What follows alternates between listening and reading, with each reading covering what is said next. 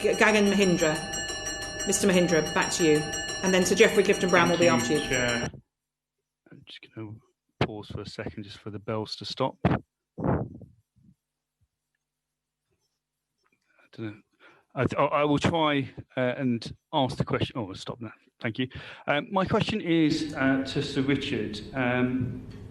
Dr. Farrar spoke about the need for temporary accommodation and also there's no planned disposals of any further prisons. So, Richard, you've spoken about the Treasury giving you the right music in terms of funding. What reassurance can you give our committee that it's not just them saying things to appease you, but it's actually going to be reality?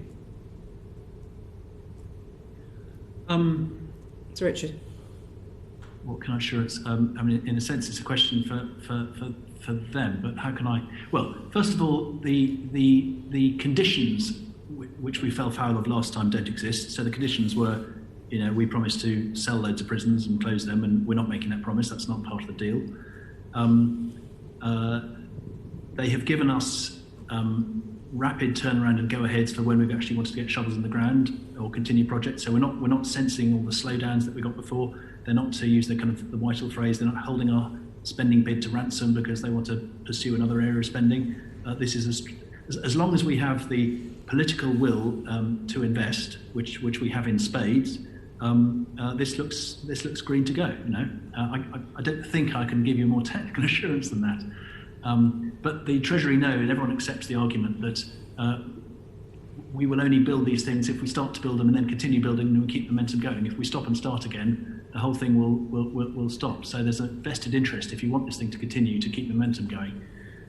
Once we've got Glen Parva up and running, once we've started work on Full Sutton and the thing gathers momentum, we would like to put it further beyond reach, even further beyond reach, by having a multi-year settlement. As I say, this is way beyond the spending round.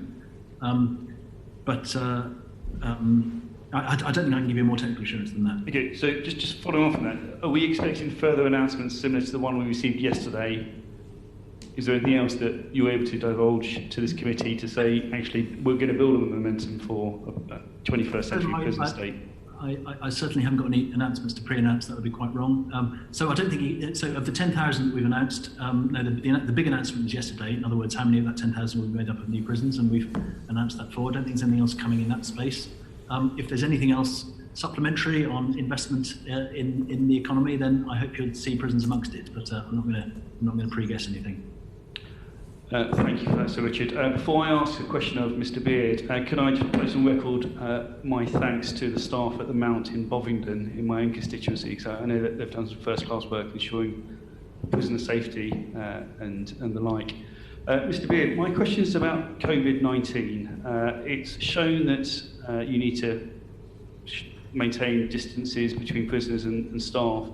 Obviously, with the prisons being built several years ago, even decades or multiple decades ago, how are you going to amend the prison estate to be practical during the COVID-19 to ensure that people remain safe but secure? Can I just clarify, is that during the construction phase or is that once the construction is complete? Once it's complete. Right. The vast majority, we committed that the vast majority of whatever we do in the 10,000 places will be uncrowded places, as Richard referred to earlier. This is partly in recognition that holding in crowded conditions is not decent, but it's also partly in recognition that actually, we'd made that commitment before COVID came along. COVID coming along means that it's more important than ever that we have uncrowded conditions. But as we've shown, even with the conditions that we have, we've been able to manage the population carefully and well through the effective staffing. So I think we are learning lessons about how we build the estate for the future, but that's not to take away from the hard work and good work that's been done quite effectively on the existing estate during the COVID crisis. Yeah, well, I think this committee, or definitely the Justice Committee, will look forward to seeing future-proof plans on new prisons and how we've adapted it to reflect COVID-19. My final question is probably a bit of a tricky one, so I'm going to ask Sir Richard and Dr. Farrar. What would be the acceptable overcrowding rate during this to manage COVID-19? Because obviously the chair alluded to some prisons being significantly overcrowded. We've got to be realistic. We don't have much capacity in the system. So where would you feel comfortable in terms of overcrowding level before it gets totally unsafe? Sir Richard. So in order safely to deliver a safe COVID regime, I think at the beginning we were aiming at a headroom of between 3,500 and 5,000, and I think we have got pretty close to that by virtue of bringing on additional accommodation and reduction in Crown Court receipts. So we're pretty close to where we need to be, but I'm looking at Dr. Farrar. Can you be more precise than that, Jo? Yes, that's right. Yes, we did need to create a headroom of up to the 5,000 or 5,500 places to deal with COVID. We're not doing that by overcrowding. We don't overcrowd our prisons. We do have an element of crowding, but during this period we've had to create a larger number of single cells. So there are now 5,359 people, I believe, who are sharing cells since February. A high proportion of the over 50s not sharing, because we do need to create opportunities for people to shield. We need to isolate people with symptoms, and we need to have reverse cohorting units. I'm quite confident that we can keep this going through the period of COVID.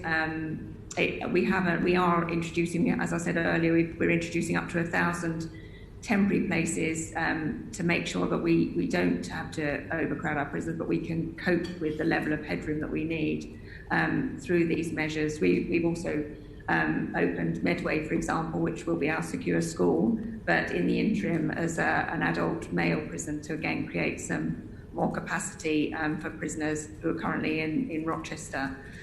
So I believe we can cope through this pandemic, and we're certainly working really hard to do that.